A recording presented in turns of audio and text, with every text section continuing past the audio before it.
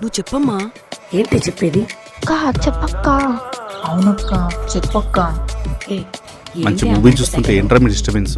అంటే నాన్న అది నాన్న పెద్దక్క నీతో ఏదో విషయం చెప్పాలంట.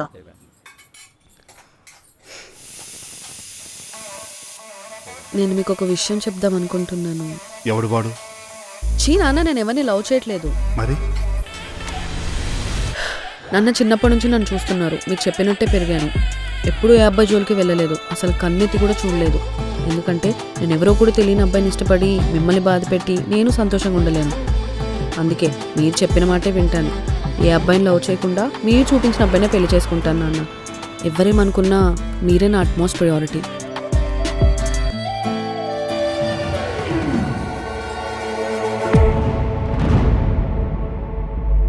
చెప్పేశాను నాన్న. విన్నా. ప్రాసెస్ చేసుకోవడానికి కొంచెం టైం పట్టింది.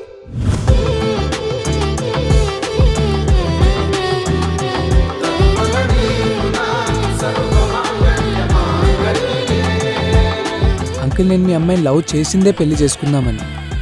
కానీ పెళ్లి చేసుకోవడానికి ఎంత దూరమైనా పోతా. ఎంత దూరమైనా పోతావా? పోతా. ఎంత దూరమైనా?